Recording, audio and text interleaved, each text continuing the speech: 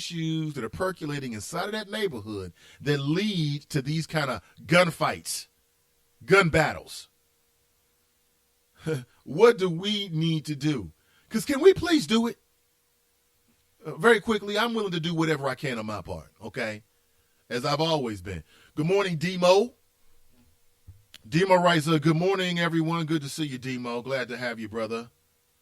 Thanks for checking back into the show. Again, we go live 7 a.m. Monday through Friday in the city of Cincinnati. And it's always a pleasure. It's always a pleasure.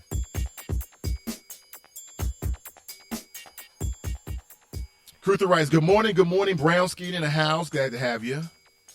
Brent writes, good morning, team and I. Let's get it chopping. Absolutely. What do you think about the words of Jesse Williams? That will be a good theme throughout the rest of the morning show. If you missed the BET Awards or you boycott the BET Awards, you missed a lot. You missed Jesse Williams' ill superlative flow.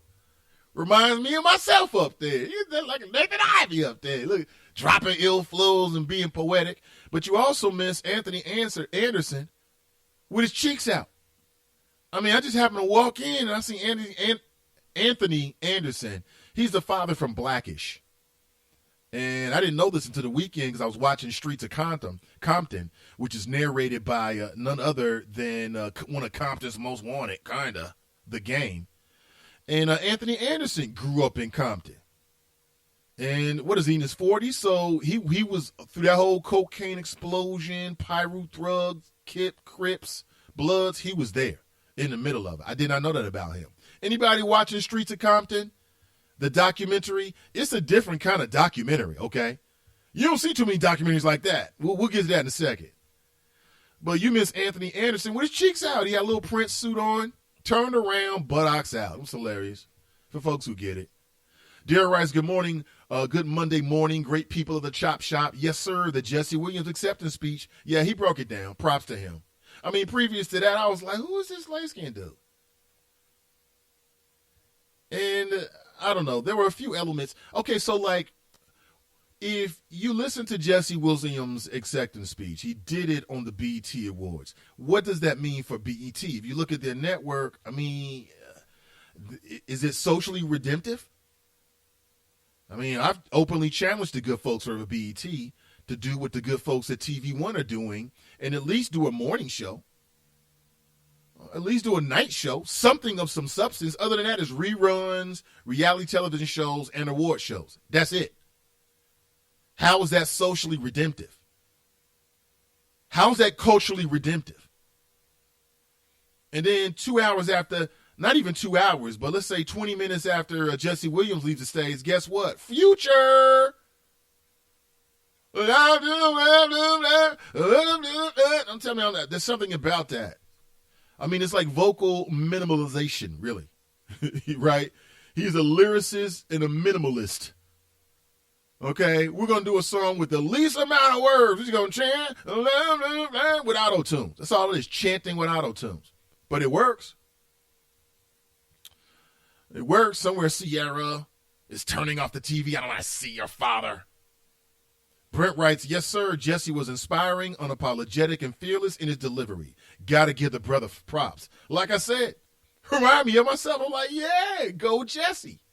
It's a great flow. Absolutely. Tonika, good morning. Good to see you. And Deborah, you as well. How you doing, Casey? She writes, good morning, team and I. Let's chop it up. Absolutely. I'm loving this. This is fun. Daryl writes, Jesse Williams has always been dropping knowledge without being apologetic. Is that right? I did not know that. I mean, I'm aware of him. I know he's been outspoken. He's sort of like a celebrity activist, spokesman kind of thing on some issues.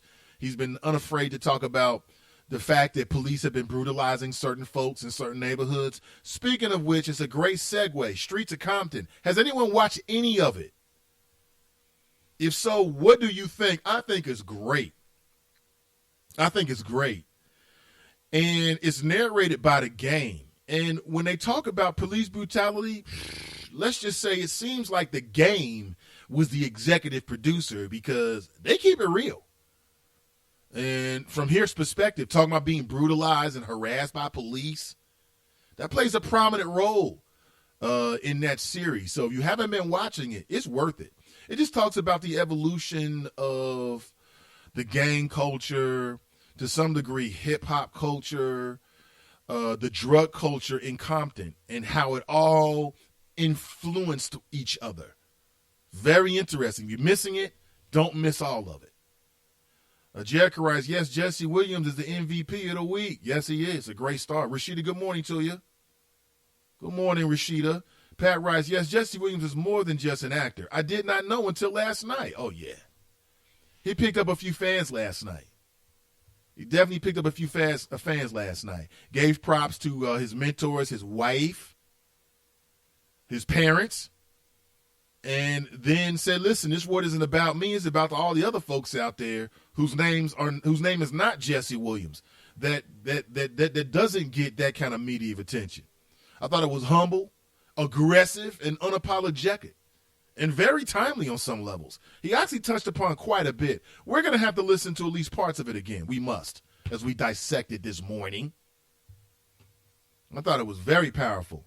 I thought, again, numerous things stood out to me, not the least of which is he says, listen, the hereafter is a hustle. Oh, turn the other cheek. Oh, kiss your enemies. Oh, ignore it. Oh, give up your life, give up this life because you're going to have riches in heaven. Other people aren't giving up this life. They seem to be doing quite well. Is it too much to ask for the police to treat you with some damn dignity in this lifetime? So you telling me I got to wait until I die to interact with the good police in the heavenly kingdom? That don't seem like a fair trade, folks. You deserve to live good in this lifetime. You deserve to be respected in this lifetime. What's wrong with that? It's a great flow. That hereafter hustle. It's like, you don't need riches in this world because you have riches in the next world. Okay. Sounds great. It sounds great.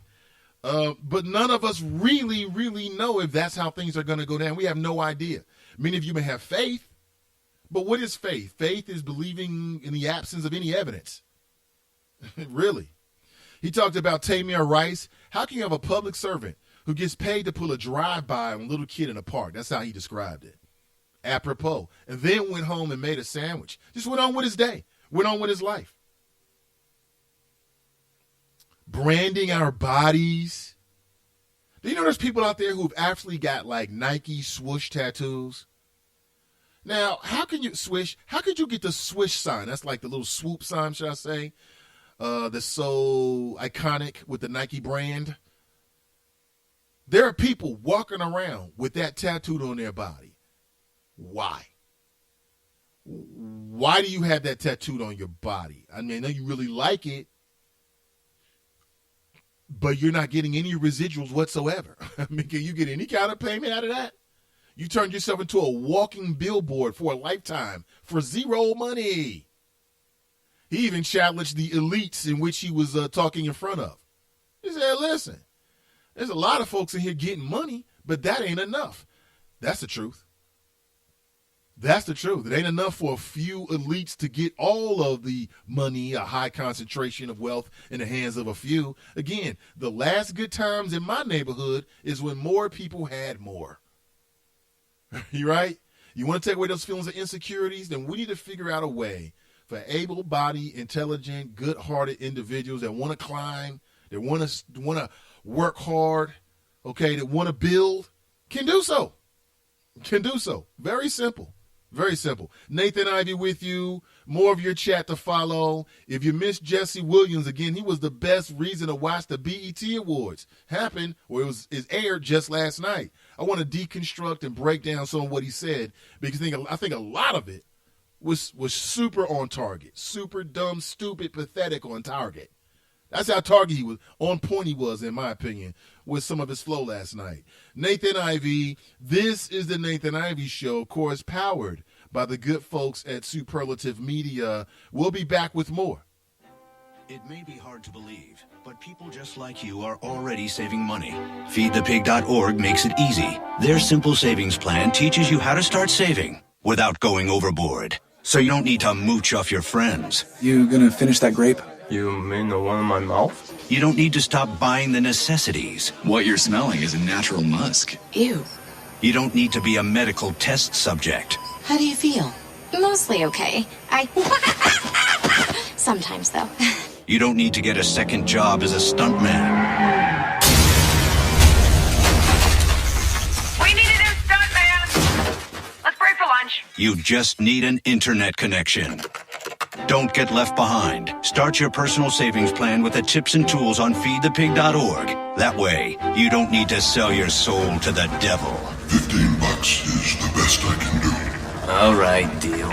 Brought to you by the American Institute of CPAs and the Ad Council. All right, everybody in the car. Let's go.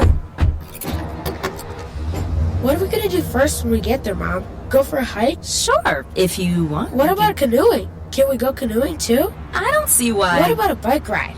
No, I want to fish. Okay. I've never been fishing. Honey, we can do it all. How long does it take to get to the forest? It's not. Is it gonna be long? No, sweetie. I bet it takes forever. It's not that far.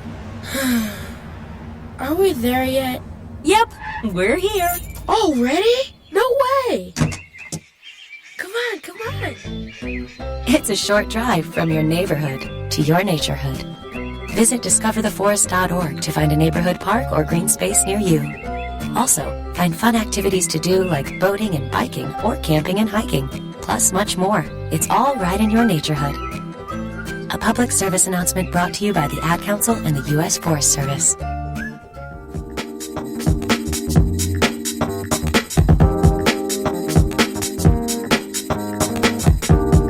It's always a pleasure. It's always a pleasure. My name is Nate Ivey. I go by the name Nathan Ivey. Welcome back to the Nathan Ivey Show. It's a wonderful place. It's a place where men are allowed to be men. Sucker MCs get dealt with. And all I ask is that you just come with a good opinion. That's it. Glad to have you. And if you are listening or have been listening for some length of time, join the Chop Shop. Love to hear your thoughts. Love to read your chat. I'm looking at Bossip. They've got a title here, right? Who looked more banging on the 2016 BET Awards red carpet? And then 3 question marks. And it looks like that, was it something Monet, Giselle Monet, Alicia Keys, she's pregnant again. Is that Toni Braxton? Yummy. You know, she's dating Birdman. I don't believe it.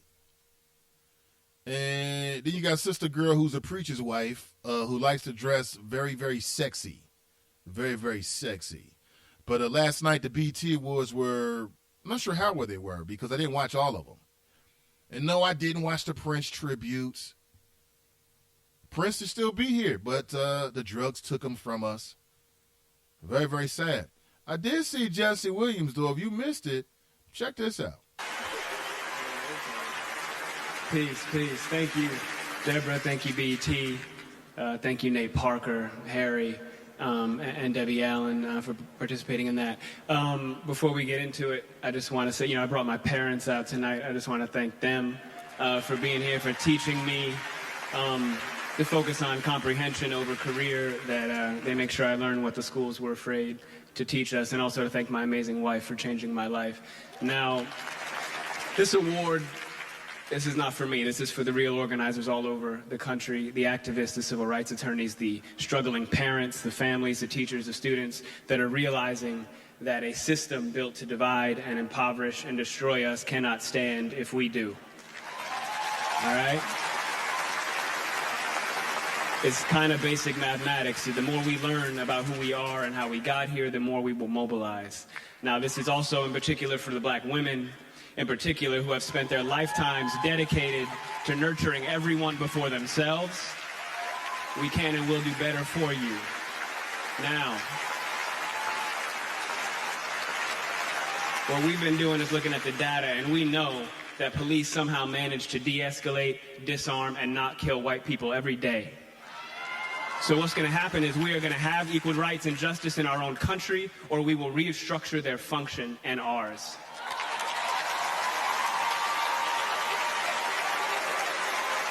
Now, restructure the function, huh?